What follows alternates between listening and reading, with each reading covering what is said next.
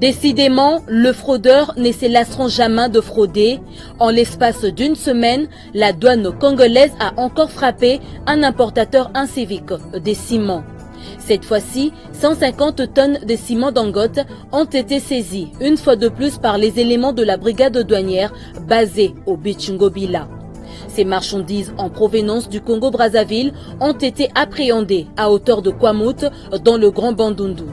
Ces jolis coups de filet sont les résultats du travail abattu par le commandant en chef de la douane congolaise, Jean-Baptiste Kongolo Kabila Mouchi.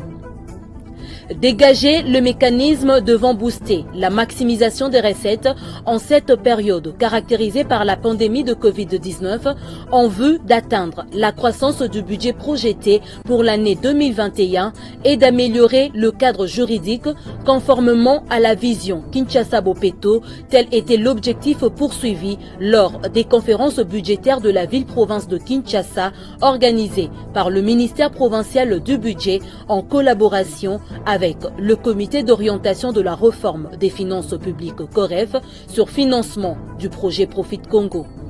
Le développement de ces titres et bien d'autres, c'est dans Fiscalité et Développement présenté par Didi Mavambu, Nombo, l'OPP, Frédéric.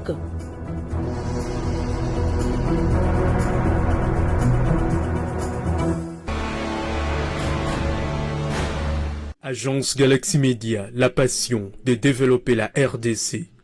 Merci pour votre fidélité au magazine Fiscalité et Développement. Bienvenue à toutes et à tous.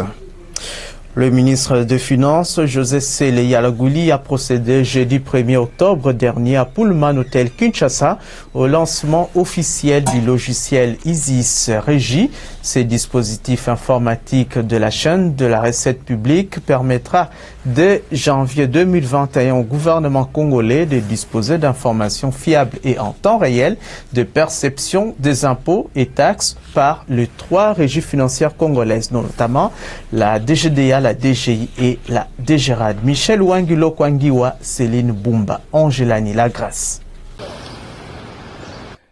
Il s'agit d'un logiciel d'interconnexion des 3 régies financières et les banques commerciales encadrées par la Banque centrale du Congo. ISIS Régie permettra un nivellement rapide et sécurisé des droits, taxes et impôts par la Banque centrale du Congo dans un délai de 24 heures seulement. Le logiciel vise à numériser les différentes étapes de la collecte de la recette, à les interconnecter et à permettre la production des états statistiques consolidés des recettes. Elle renforce ainsi la transparence et la traçabilité du processus et facilite aussi les contrôles ainsi que la lutte contre la fraude. Dans son intervention, le ministre des Finances, José Sele Yalagouli, a indiqué qu'il s'agit là d'un pas franchi dans la lutte contre le coulage des recettes publiques. Ces logiciels apportent 2 innovations majeures dans la gestion de la recette publique. Premièrement, elle automatise la procédure de perception des recettes issues des règlements et des envers l'État, l'encaissement par les banques, le reversement à la Banque centrale du Congo, la comptabilisation dans le compte général du Trésor et l'appurement dans les systèmes d'information des régies financières. Deuxièmement, elle apporte au service du ministère des Finances des informations fiables en temps réel sur la trésorerie de l'État. De ce fait, ISIS Régie est un outil supplémentaire de transparence financière de l'État, car il permet naturellement d'avoir un registre informatique de tous les paiements effectués en faveur de l'État au titre d'impôts, taxes, droits et dépenses. D'autres intervenants ont notamment présenté la réalisation du projet d'interfaçage des régies financières ainsi que l'évolution réglementaire du mode de paiement des dettes envers l'État. L'ambassadeur de la France en RDC a salué le lancement officiel du logiciel, fruit de la coopération entre la RDC et son pays. Au nom du gouverneur de la Banque centrale du Congo, empêché, le directeur général de l'Institut de mission chargé de la politique monétaire, Jean-Louis Kayembe Akayembe, a promis la pleine collaboration de la BCC pour la réussite du projet. Quels sont réservés au système informatisé de la DGDA Sidonia World avec l'arrivée d'ISIS Régie? Réponse. Nous avions déjà dématérialisé beaucoup de choses. Mais ce qui va nous aider maintenant, comme ça sera maintenant l'interfaçage de l'ensemble de toutes les régies et la Banque centrale, ça nous aidera maintenant de collecter ou bien de centraliser les recettes dans un délai plus court et sans toutefois le déplacement des gens pour aller chercher à la Banque centrale le bordereau de nivellement des recettes. Les responsables de régie financière ont pris également part à ces lancements en tant que premiers concernés par cette réforme de la mise en œuvre de la chaîne de la recette qui doit canaliser toutes les recettes vers le compte général du Trésor public et appelé à exister aux côtés de la chaîne de la dépense publique déjà opérationnelle depuis 2004. Après les 450 tonnes de ciment saisies la semaine dernière par les éléments de la brigade douanière du Beach Ngobila sur instruction du directeur général de douane et Axis Jean-Baptiste Nkongolo Kabila Mouchi, les gabelous du Beach Ngobila, sous le commandement du sous-directeur Feli Ontsokie, viennent de réaliser un autre joli coup de filet. Ils ont saisi une balinière dénommée MB Baraka 2 avec à son bord plus de 150 tonnes de sacs de ciment étrangers importés en contrebande de Brazzaville. Ces derniers jours, les trafiquants achètent le sac de ciment Dangote à $5 américains au Congo d'en face. Profitant du fleuve mitoyen, ces contrebandiers naviguent du côté Congo-Brazza pour déboucher à Kwamount en RDC tard dans la nuit, trompant la vigilance des éléments commis au contrôle du fleuve Congo pour écouler leurs marchandises à un prix inférieur à celui des ciments locaux, créant ainsi une concurrence déloyale au détriment de l'industrie de cimenterie locale. Jadis épine dorsale de l'économie nationale, la Société nationale de chemin de fer, SNCC, tente de renaître de ses cendres. Dans cette perspective, le dernier conseil de ministres s'est spécialement tenu à Kolwezi, objectif susciter l'effectivité des transports par rail du minerai aujourd'hui dominé par le secteur routier. C'est ici qu'intervient l'importance de réchauffer les rapports entre le chemin de fer et la douane. En ce jour à Lubumbashi, le directeur général de la DGDA Jean-Baptiste Nkongolo Kabila Mouchi a eu une séance de travail avec son homologue de la SNCC. Le point dans ce reportage de notre correspondant à Lubumbashi, Lambert Yoma Ramazani. En une fois, 540 tonnes de minerais peuvent être tractées par une rame de wagon et être ainsi évacuées de la République démocratique du Congo par la voie ferrée. C'est ce qu'affirme le nouveau comité de gestion de la Société nationale des chemins de fer du Congo, qui tient à relever cette entreprise de ses cendres.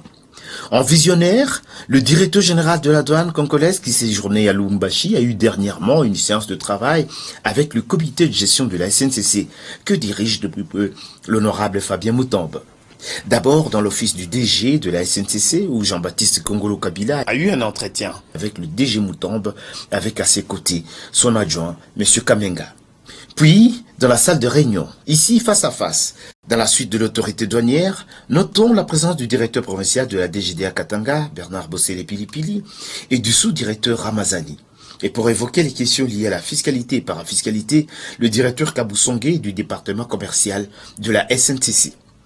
Et il s'agit de renforcer déjà la collaboration en ce qui concerne les importations qui passent par la SNCC. La SNCC, c'est un grand partenaire pour la Direction générale des douanes et Axis. Non seulement la SNCC est transporteur officiel, mais la SNCC est aussi concessionnaire. C'est-à-dire que les marchandises qui viennent de l'extérieur sont entreposées et transportées par la SNCC. Pour sécuriser la chaîne logistique, il faudrait qu'on soit ensemble avec les autres partenaires de façon à pouvoir voir de quelle manière nous pouvons collaborer afin de permettre que la prise en charge des marchandises puisse être correcte. Parce que quand la marchandise n'a pas été correctement prise en charge, vous ne pouvez pas vous attendre à des bonnes recettes. Donc, c'est-à-dire à la maximisation des recettes.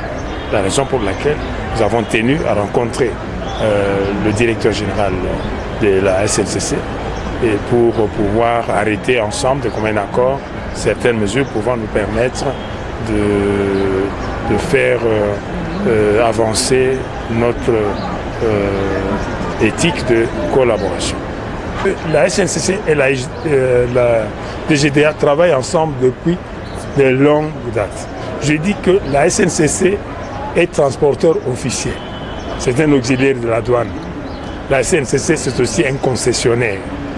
Non, un concessionnaire, c'est-à-dire les marchandises sont transportées par des trains d'un pays à un autre. Les marchandises sont entreposées dans la concession de la SNCC. Et qu'à ce titre, la SNCC est auxiliaire, est l'un des auxiliaires principaux de la douane. Voilà pourquoi nos contacts doivent être permanents de façon à permettre une bonne collaboration. Un renforcement du partenariat pourrait ainsi accompagner la SNCC dans son projet de se relever. Bonne chance à la relance du chemin de fer. Bientôt, un nouveau centre médical moderne pour la DGDA Katanga. La pose de la première pierre pour la construction de ces bâtiments sanitaires a été faite par le directeur provincial de la DGDA Katanga, Bernard Bossele Pilipili. C'était le mardi 28 septembre de l'année en cours. Témoin de l'événement, une fois de plus, Lambert Yoma Ramazani, notre correspondant dans la capitale du cuivre. Hop! Immobile! C'est à droite!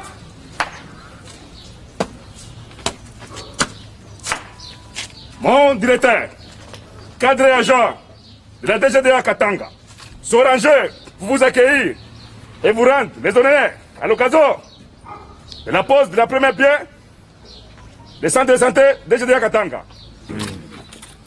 Voilà.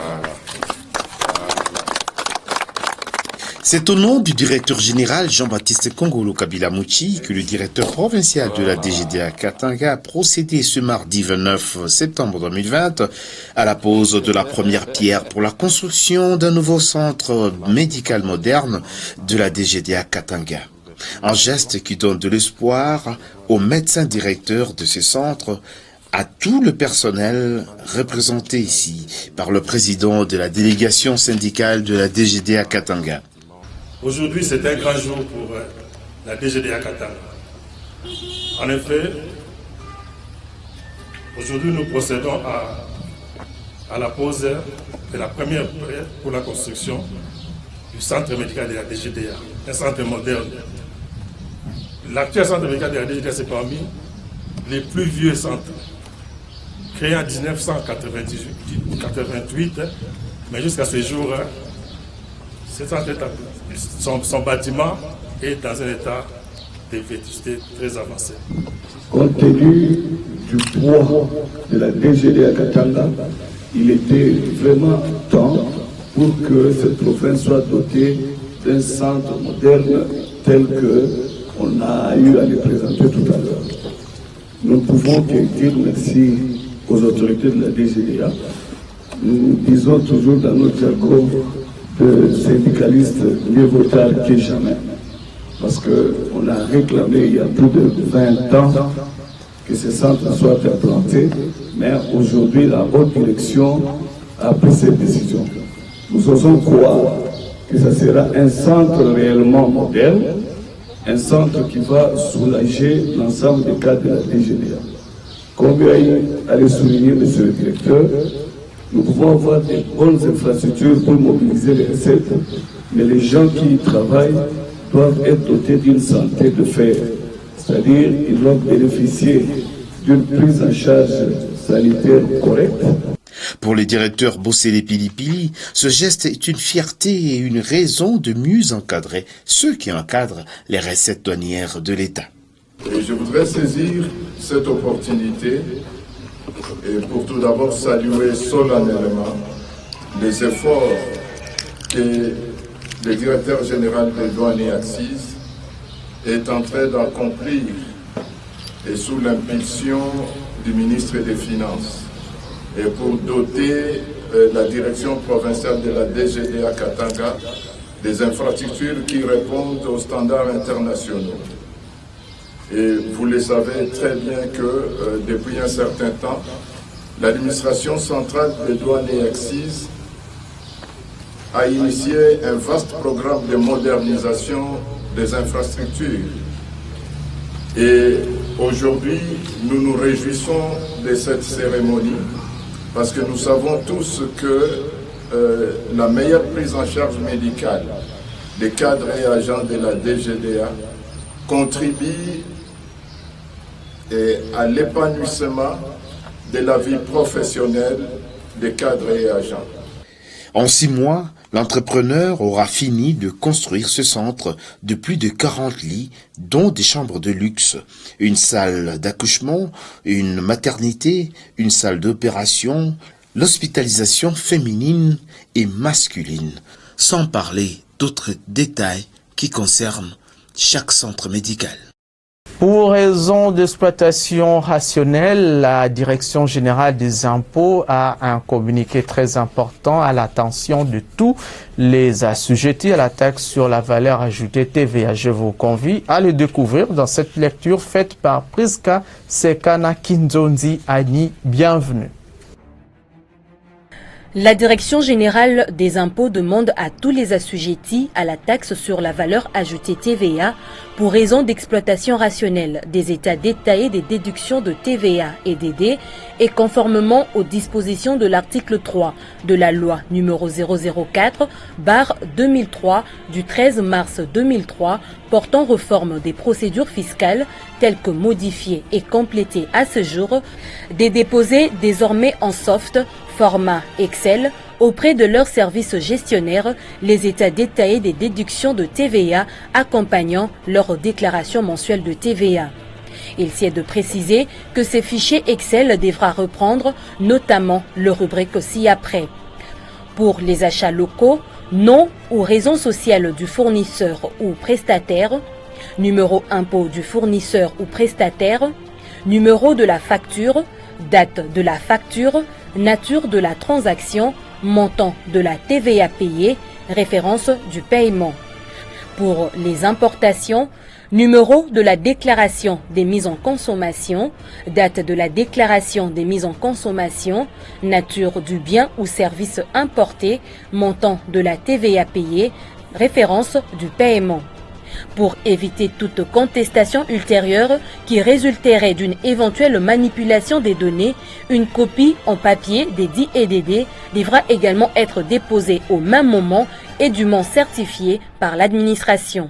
Faite à Kinshasa le 25 septembre 2020, Barnabé Mwakadi Mwamba, directeur général des impôts.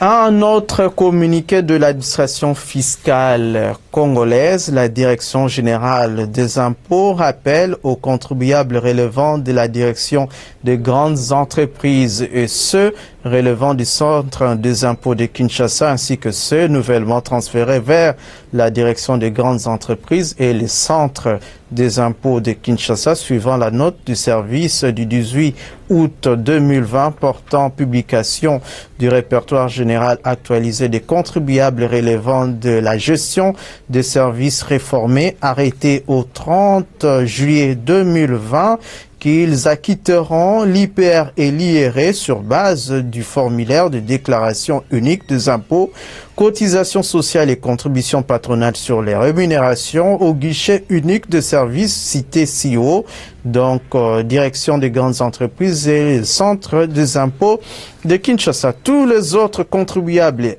acquitteront les dits impôts sur base du formulaire de déclaration séparé uniquement auprès de leurs services gestionnaires respectifs. Les cotisations sociales et les contributions patronales seront acquittées sur base des formulaires spécifiques auprès de guichets de différentes institutions concernées, CNSS, INPP et ONEM. Par ailleurs, il est demandé à tous les contribuables de vérifier leurs services gestionnaires à partir du site web de la DGI à l'adresse www.dgi.gouv.cd dans la rubrique répertoire général. Communiqué signé Barnabé Mwakadi Mwamba, directeur général des impôts. Signalons qu'en marge de l'évaluation et suivi des mesures pour la mobilisation accrue des recettes de l'État par les principaux services mobilisateurs, la 51e réunion du Conseil des ministres a fait le constat selon lequel les recettes sont en nette augmentation pour les 3 régies financières, à savoir la DGI, la DGDA et la DGRAD, aussi bien en comparaison avec les assignations budgétaires qu'avec les prévisions du plan de trésorerie. Sur la période du 28 août au 28 septembre, la douane congolaise est la régie financière qui a réalisé les meilleures performances. Selon le compte-rendu du Conseil des ministres, cette situation est consécutive aux mesures prises par le gouvernement central, notamment en matière d'exonération, qui ont favorisé l'atteinte des assignations par la DGDA sous le leadership de Jean-Baptiste Nkongolo Kabila Mouchi.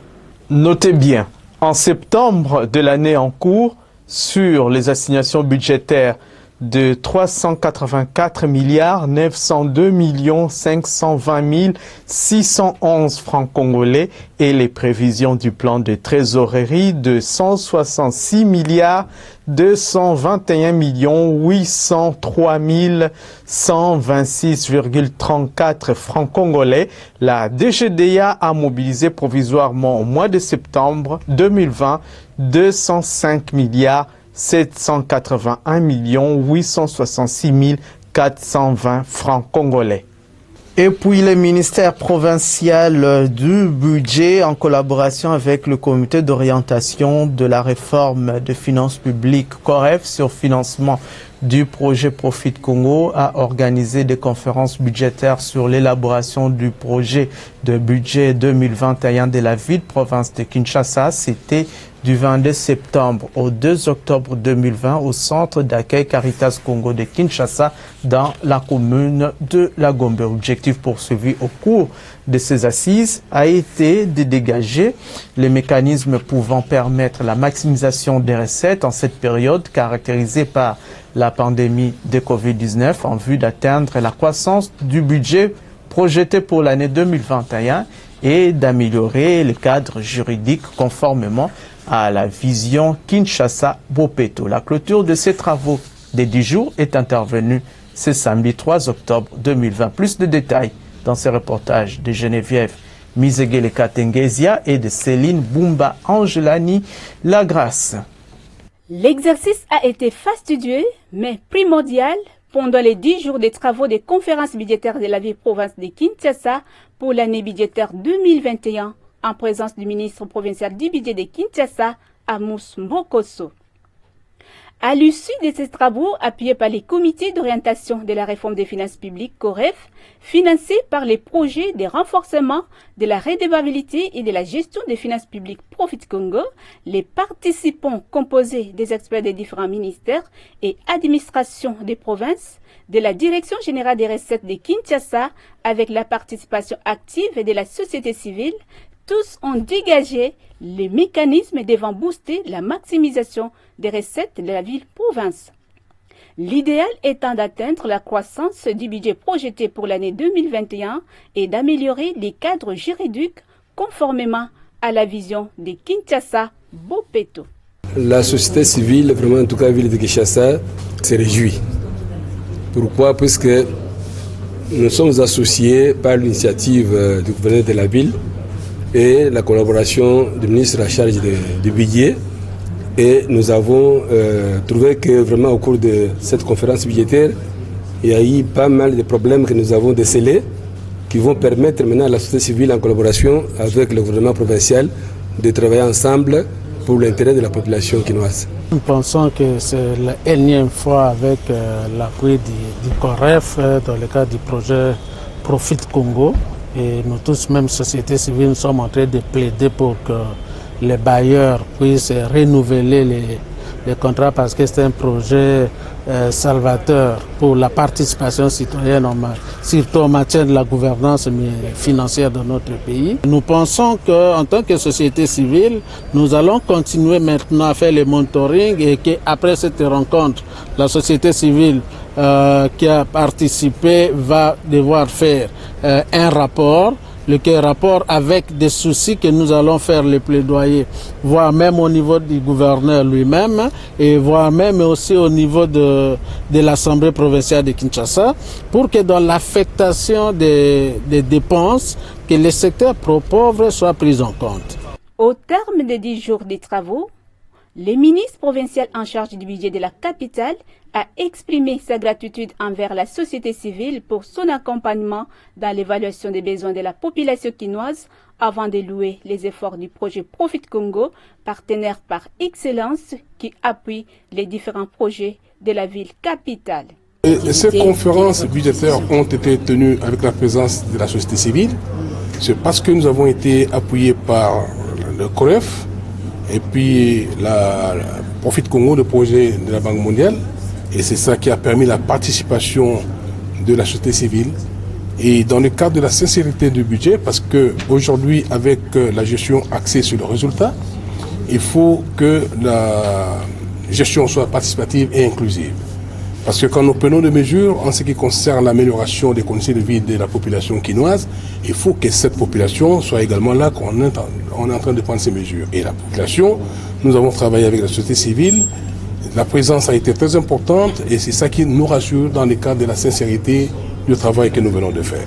Malgré la présence de la pandémie de coronavirus qui fragilise les économies du monde et particulièrement la RDC, les responsables des services mobilisateurs des recettes sont appelés à peaufiner des nouvelles stratégies pour une mobilisation accrue de recettes au profit du compte général du Trésor public, tant au niveau provincial que national.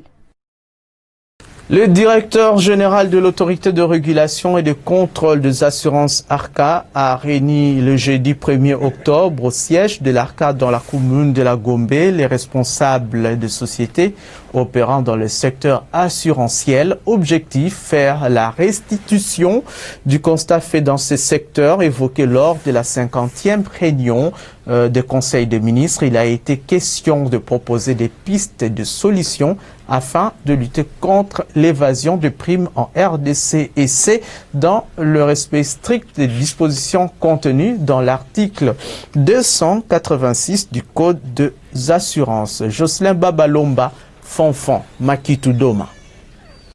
Assainir les secteurs assurantiels dans la lutte contre l'évasion des primes en République démocratique du Congo reste l'un des défis majeurs à relever par l'autorité de régulation et de contrôle des assurances ARCA. Les patrons de cette institution, Alain Kaninda, l'a fait savoir aux opérateurs du secteur des assurances à l'occasion d'une séance de restitution en rapport avec la 50e réunion du Conseil des ministres, au cours de laquelle l'Argentier national avait évoqué cette question d'évasion des primes dans le domaine assurantiel. Il y a un dossier particulièrement qui concerne notre secteur et qui a été porté par son Excellence, Monsieur le ministre des Finances, le ministre qui a la charge du secteur des assurances.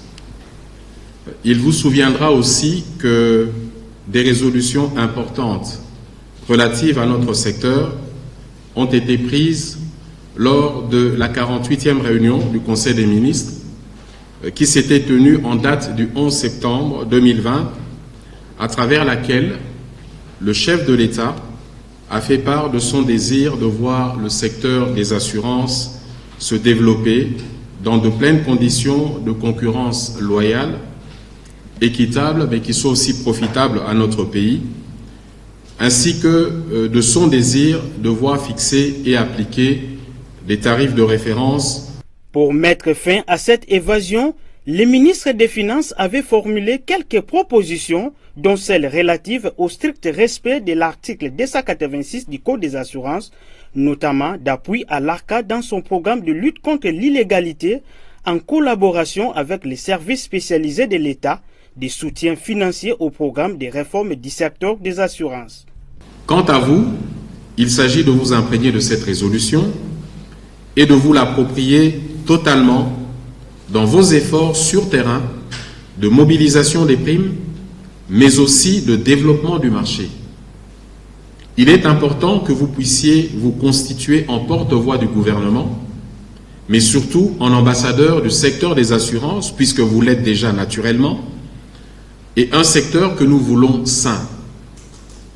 Considérez donc mon adresse de ce jour comme un appel à la participation à l'assainissement du marché, à la lutte contre l'évasion des primes, à la lutte contre l'illégalité. Nous, au niveau de l'ARCA, nous sommes décidés à traquer les illégaux, que ce soit les opérateurs ou les assurés illégaux, ou même toute opération considérée comme illégale. Il faudra donc les dénoncer, afin de les ramener dans la légalité et les ramener à respecter la loi portant Code des assurances.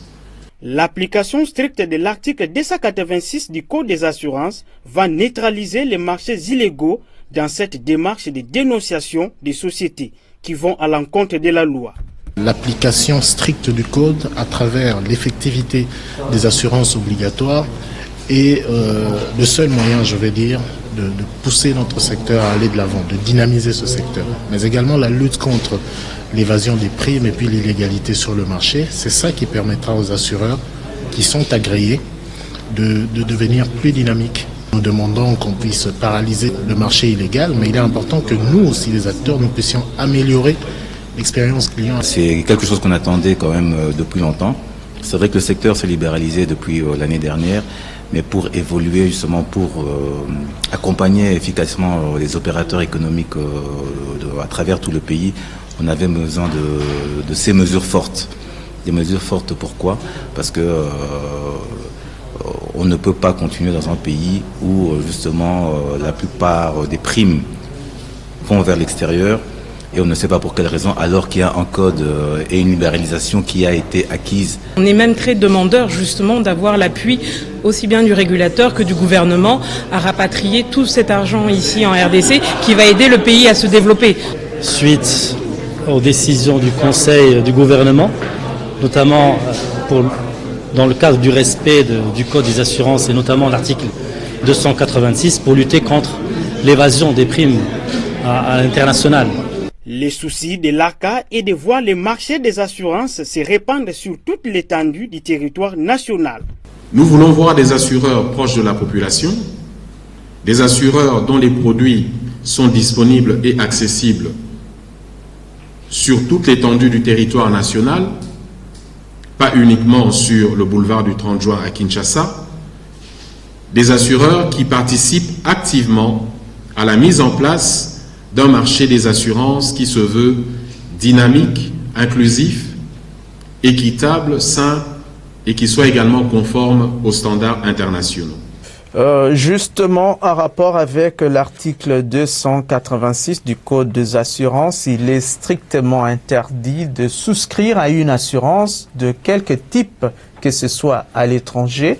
L'autorité de régulation et de contrôle des assurances ARCA ne jure que par le respect des dispositions pertinentes de la loi numéro 15/005 du 17 mars 2015 portant Code des assurances. Regardez.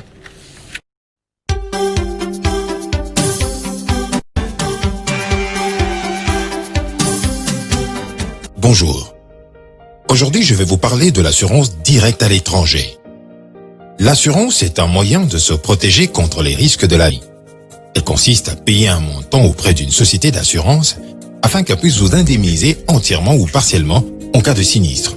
En République démocratique du Congo, l'article 286 du Code des assurances stipule qu'il est interdit de souscrire une assurance directe à l'étranger pour un dommage pouvant toucher une personne, un bien ou une responsabilité située sur le territoire national ou auprès d'une entreprise non agréée pour réaliser des opérations d'assurance en RDC. Aller à l'encontre de l'article 286 du Code des assurances est un acte incivique. Alors, faites très attention. De lourdes pénalités sont prévues pour les personnes qui s'y prêteront.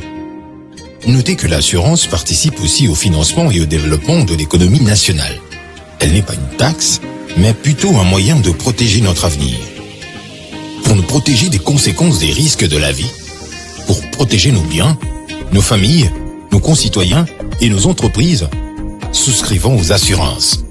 Ceci est un message de l'Autorité de régulation et de contrôle des assurances, ARCA, avec le concours du programme ESSOR en République démocratique du Congo. Un autre communiqué dans ces magazines, il émane cette fois-ci du Fonds de promotion de l'industrie FPI. Sa teneur porte sur l'affaire Joseph Kitangala, que la plateforme des ONG Le Congo n'est pas à vendre, assimile à un lanceur d'alerte dans l'une de ses publications. Il y a quelques jours, la campagne Les Congo n'est pas à vendre, Senpav, a publié un communiqué dans lequel il exhortait l'ensemble des autorités congolaises à protéger les lanceurs d'alerte qui ont récemment été victimes des persécutions.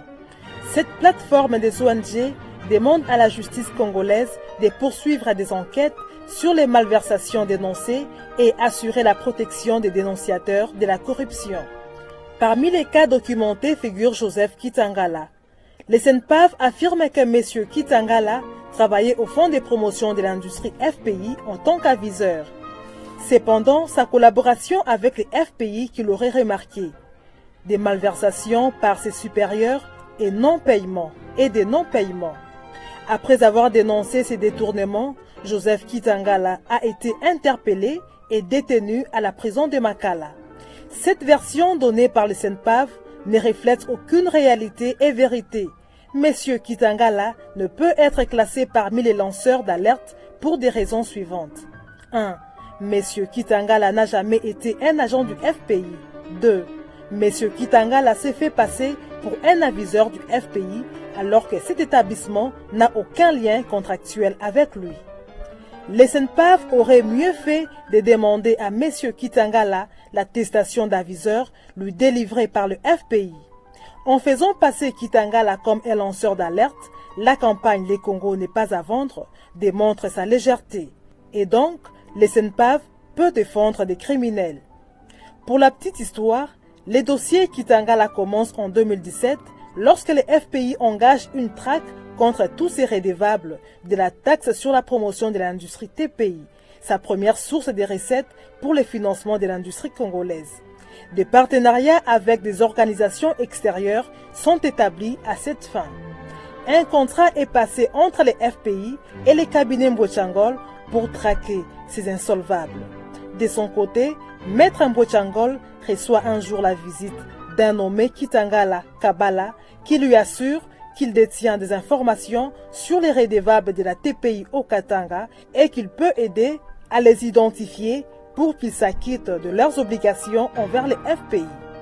Intéressé, Maître Mbouchangol lui propose de rencontrer les directeurs Patrice Kitebi afin qu'ensemble, ils examinent la possibilité de bénéficier de l'apport qu'il propose.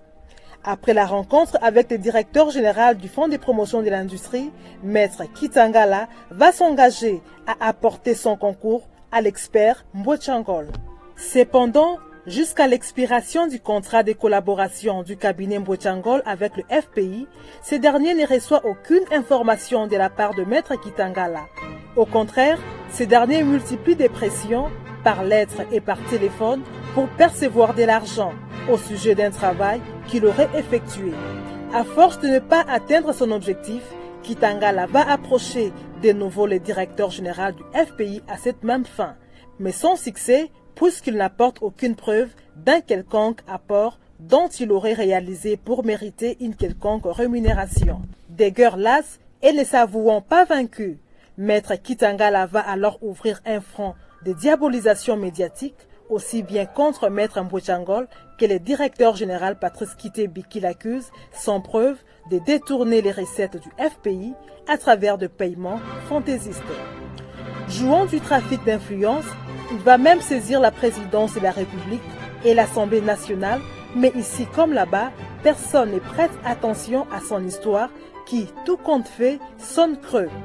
Malgré cette indifférence, Kitangala redouble sans cesse d'ardeur dans une démarche qui a longtemps franchi les limites de la diffamation et des imputations dommageables. En tout état de cause, la version présentée par la campagne Les Congo n'est pas à vendre n'est pas véridique.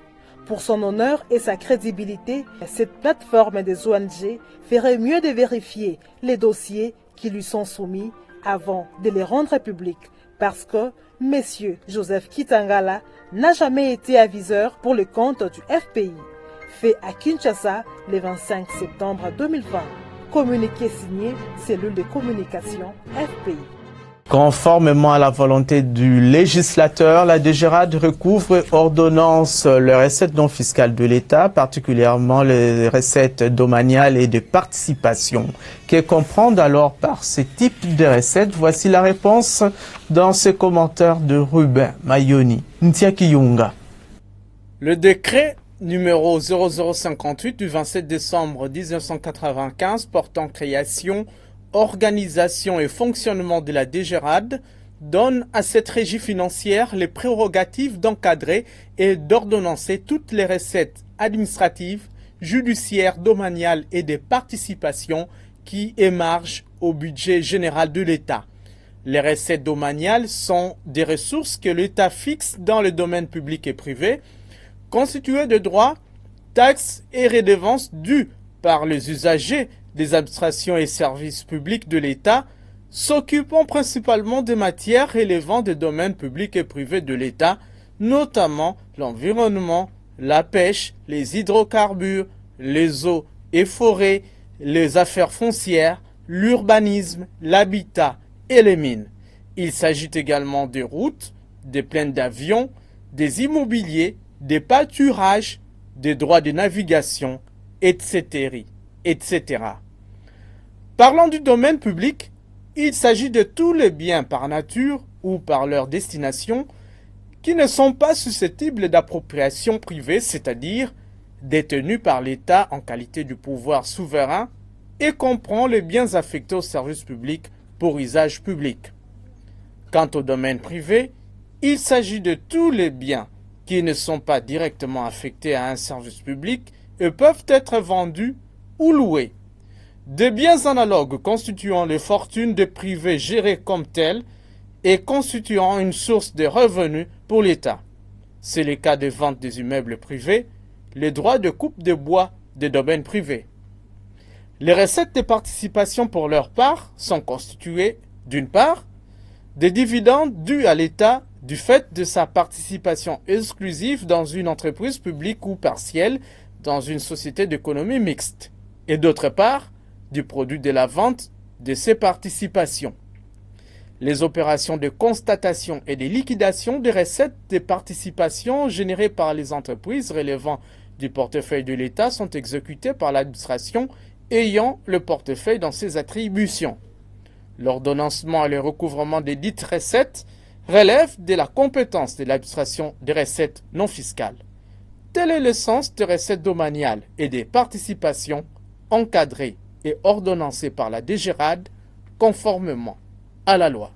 Comment se présente la situation du panier de la ménagère au samedi 3 octobre 2020? Philo Unkanye Bapeke a sillonné quelques grands marchés de Kinshasa pour se renseigner sur les tendances des prix de quelques denrées alimentaires de grande consommation.